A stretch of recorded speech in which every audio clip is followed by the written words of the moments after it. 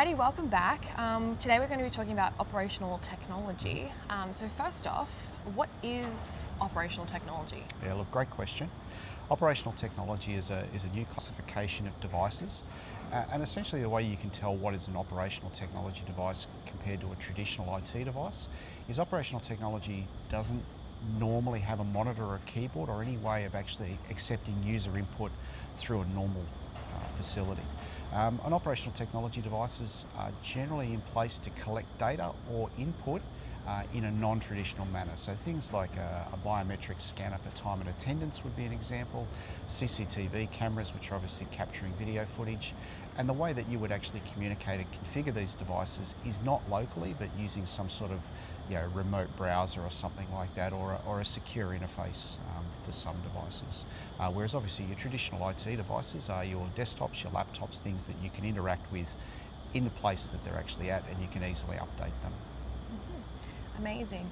And so why, obviously, a lot of industries need things like CCTV cameras and other sorts of OT devices. But why exactly is this something that we in IT need to be talking about for those who are not in IT? Yeah, look, great question. The biggest thing is the ubiquity of operational technology devices, and especially their widespread adoption over the last, say, 5, 6, 7 years, has seen a lot of devices come in and be installed without really thinking about where on the network they actually live, what data they're capturing, and how they actually transmit their data and where they transmit it to.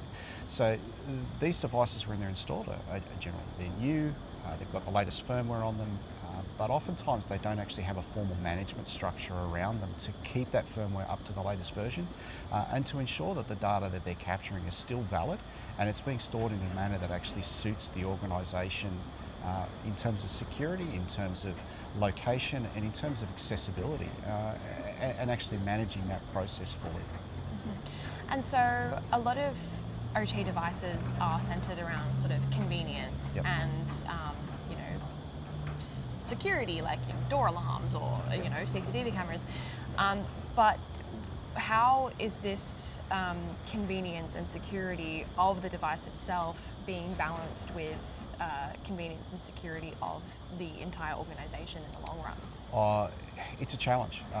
For a lot of organisations, the installation process will be done on a project basis, and it'll be a case of you'll get a specialist in that particular field will come in, and their scope of work will be to, say, for example, roll out CCTV across my facility to capture either security footage or activity-based footage and store that. And there's very little regard to actually what impact that might have on other systems that are already in existence. And oftentimes that's just it's nobody's actual fault or anything like that. It's more a factor of, this is what I was told to do, this is what I'm going to go and do. The reality is if you're going to use a single network throughout a facility, which is best use of the hardware and the capital asset that you've got there, and we fully support that, you need to understand what the implications can be in terms of how those devices that are installed for capturing the video footage can potentially interact with existing other systems that might be IT, they might be other OT. Our recommendation is that you should have each service category, such as access control, CCTV, building monitoring, security type systems, they should be on service-specific networks. So that way, if you have an issue with a CCTV system, and that may not just be a malicious attack, it may actually be a fault in the equipment, the only thing that's actually affected is that particular system. It doesn't flow through into anything else. Achieving that is very possible with most grades of technology that are available, but it does require an understanding of how those technologies actually work and being able to assess and then implement the changes required to do that. And so, not to stress anybody out or be fear mongering or anything like that, but what are some of the dangers of just plugging something in and then forgetting it's there, and then not being updated or serviced or managed? Yeah, look, this is the thing that most operational technology has no malicious intent. Like a lot of technology, it's neither good nor bad, it just is. The issue comes about in terms of the way a lot of these products work is that they will automatically call home to some central server. And oftentimes you don't have a lot of control about where that server is located and whether the data that's actually being collected is being stored offshore, and that might be in contravention to your data regulations. It may actually open up remote access ports that you are not aware of, that people there can then use to potentially penetrate that device and use that to attack the rest of your network. So most operational technology devices will have their own inbuilt web server. And if that's not kept up to date with the latest patches, that can be used by somebody remotely to commandeer that device and use it for malicious purposes. So it's very much a case of understanding what the potential is for those devices and then protecting them accordingly. Not everything is going to be vulnerable, but a lot of them are. And so before you said sort of keeping things in separate sections or zones or whatever you want to call it, does that then help to sort of block someone getting in through one thing to then get your entire network? In principle, absolutely. In practice, that it should. So what you're trying to do is actually limit what they call the blast radius, or the ability to have lateral movement throughout an environment. So if somebody does actually penetrate that one particular system, they can't use that to access other systems within the environment.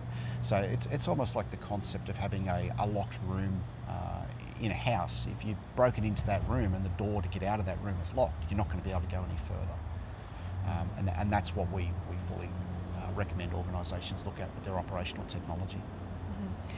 And so how exactly would you suggest that organisations go about that? Yeah, great question.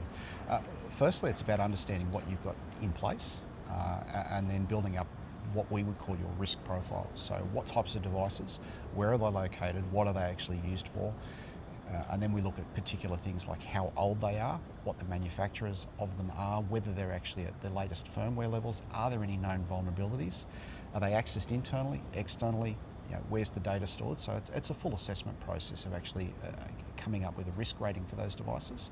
And based on that risk rating and then other organisational requirements, we'll come up with an architecture that actually supports that, allows it to integrate back into the rest of the IT or OT network, and then be able to execute upon that architecture. Mm-hmm.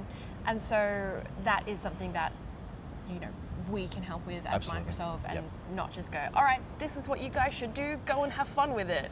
Look, absolutely, and that's something that we spend a lot of time, particularly on business acquisitions or site acquisitions.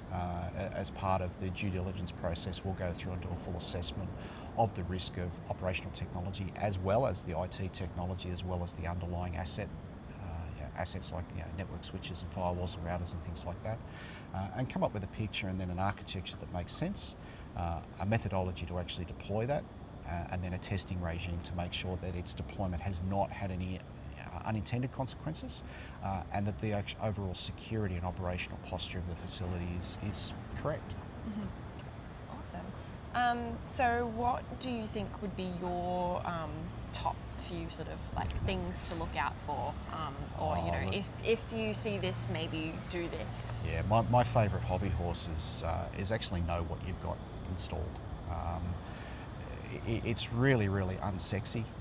It's really boring, but really it comes down to having a discipline around understanding the assets that are installed, understand what they're used for, and understand who actually has control or ownership over that particular technology. And if nobody puts their hand up, then that device should be marked as being at risk. And then it's not being complacent. Everything has a fixed lifespan. Just because something's worked faultlessly for 10 years doesn't mean it's still the best technology, or it doesn't mean that it's actually secure. Everything has to have a lifespan, and everything should be managed within that life cycle.